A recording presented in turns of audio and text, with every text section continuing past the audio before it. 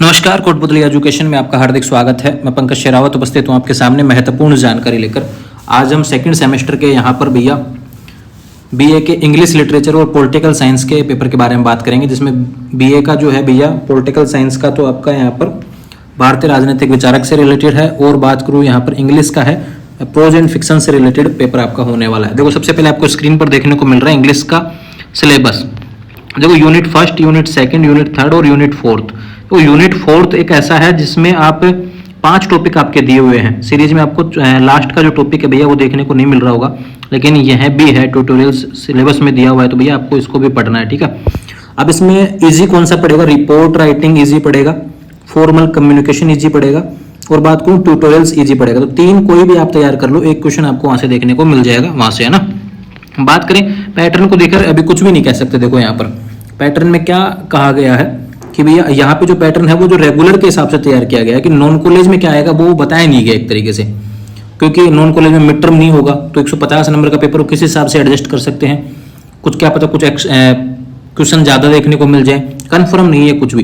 लेकिन रेगुलर की बात करें तो 120 नंबर का पेपर होगा, जबकि नॉन कॉलेज की बात करें तो 150 नंबर का पेपर आपका रहने वाला है, और 40% पासिंग मार्क्स आपको चाहिए। अगर 150 का होता है तो ध्यान रखिए नॉन वाले 60 नंबर आपको चाहिए, और 120 का होता है तो भैया उसी हिसाब से आपको 48 नंबर चाहिए। 120 का 40% है ना।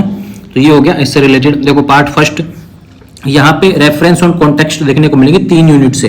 अब 3 यूनिट में देखो, फर्स्ट यूनिट में 5 पॉइंट है, सेकंड की बात करूँ यहाँ पर 4 है, और थर्ड की बात करूँ तो फिर से 4 है। तो 5, 4, 9 और 13 मतलब कि आपका होने वाला है। अब 13 में से कितनी आप पढ़ेंगे? तो मैक्सिमम 6 से 7 से ही क्वेश्चन मैंने तैयार किए हैं। और दूसरा बात बताऊं भैया, ये जो रेफरेंस और कॉन्टेक्स्ट देखने को मिलती है, बस आपको पता होना चाहिए किस हिसाब से लिखी जाती हैं।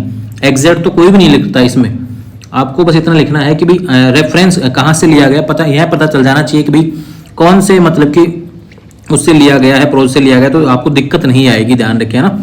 और बात करें इसमें, देखो एक यूनिट थर्ड की बात करें तो उसमें नॉवेल भी है, एनिमल फार्म, इससे रिलेटेड भी अलग से क्वेश्चन देखने को मिलेगा। तो ये बात होगी इससे रिलेटेड। और बीच में देखो भैया यहाँ पर क्वेश्चंस देखने को मिलेंगे, यहाँ पर आएंगे भैया candidate will be required explain 4 passage reference to content, ये आएंगे ना। और बात करें यहाँ पर पार्ट बी में, देखो यहाँ पर दिया हुआ है भैया 4 में से 2 क्वेश्चन आपको करने हैं, ठीक है। और पार्ट सी की बात करूँ तो 4 बड़े क्वेश्चन आपको देखने को मिलेंगे। अब चलते हैं सीधे क्वेश्चन की तरफ जो मैंने लिखे हैं, ध्यान रखें। इंग्लिश लिटरेचर से रिलेटेड है भैया। Right a critical appreciation of the essay knowledge and wisdom written by Bernard Russell, है ना। What are the uses and abuses of studies according to बैकोन? How does the narrator bargain with his oven in EV local essay third thoughts, है ना। What arguments does lie Hunt give against and in favour of getting up on cold mornings? Upon cold morning से related है भैया एक। तो एक बात करूं यहाँ पर बार्गेन से रिलेटेड जो आपका है, थर्ड थॉट से रिलेटेड, एक बैकोन वाले से क्वेश्चन आपको देखने को मिलेगा।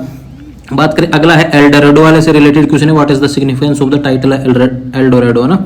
बात करें एक यहाँ पर है भैया कादम्बिनी से रिलेटेड करेक्टर स्केच पूछा गया है। एक एन एस्ट्रोलॉजर्स डे, ध्यान रखिए, इससे रिलेटेड यहाँ पर करेक्टर स्केच पूछेगा आपका। दूसरा बात करूं, how does Katherine Mansfield work out to the lam humanly jealousy in the cup of T?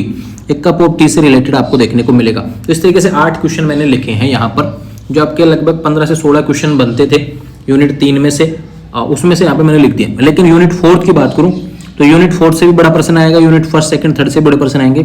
Unit 4 में 5 टॉपिक दिए, 3 कैसे करके तैयार कर लो, क्योंकि वो अथवा में देखने को मिल जाएंगे, बाकी जो रहेंगे, तो इसलिए वहां से आपको इजी हो जाएगा कोई भी चीज एक करना, ध्यान रख के। तो पढ़ जाना भैया, ठीक है। ये इंग्लिश लिटरेचर से रिलेटेड है, और इस सेमेस्टर में पहली बार पेपर हो रहा है, तो प्रीवियस ईयर का अवेलेबल नहीं है कहीं पे भी पेपर, तो इसमें कह भी नहीं सकते कि कौन सी चीज किस हिसाब से आएगी, ना। एक बार देख जाना इसको अच्छे तरीके से, ना। बात करें यहाँ पर इंडियन पॉलिटिकल थॉट का जो पेपर है भैया, देखो रेगुलर वाले विद्यार्थियों का वही 120 नंबर का पेपर होगा, नॉन कॉलेज विद्यार्थियों का 150 नंबर का पेपर रहेगा, और इसमें 40% नंबर आपको पास के लिए चाहिए, ठीक है। यूनिट फर्स्ट की बात करें, सेकंड की बात करें, थर्ड की बात करें, फोर्थ की बात करें, देखो यहाँ पर फर्स्ट यूनिट में 4 टॉपिक दिए हुए हैं, 5 टॉपिक दिए हुए हैं, कम से कम 3 पढ़ो इसमें से, आप कोई से भी पढ़ लो जो आसान से आपको लगते हैं, ना। तो जैन, मनु, कौटिल्य, शुक्र, इसमें से मैंने क्वेश्चन तैयार किए हैं।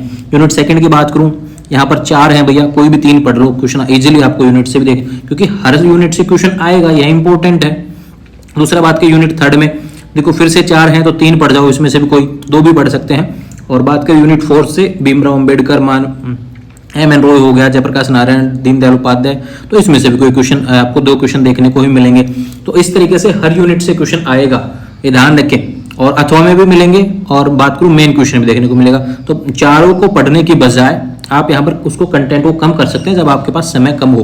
तो 4 में से 3 आप पढ़ दो भैया, क्वेश्चन आपको जरूर देखने को मिलेगा जो आपको करना है, क्योंकि हर यूनिट में से एक प्रश्न तो करना है जो बड़े वाला आएगा।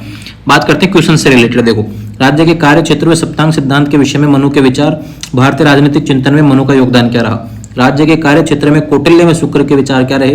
राजा राम मोहन राय व स्वामी दयानंद सरस्वती के सामाजिक धार्मिक राजनीतिक विचार क्या हैं। स्वामी विवेकानंद के प्रमुख राजनीतिक विचार, स्वदेशी स्वराज्य, बहिष्कार व राष्ट्रीय शिक्षा पर तिलक के विचार, अहिंसा पर गांधी जी के विचार क्या रहे, समकालीन भारत में विचार क्या थे उनके, उससे रिलेटेड इसके बारे में पूछा जाएगा।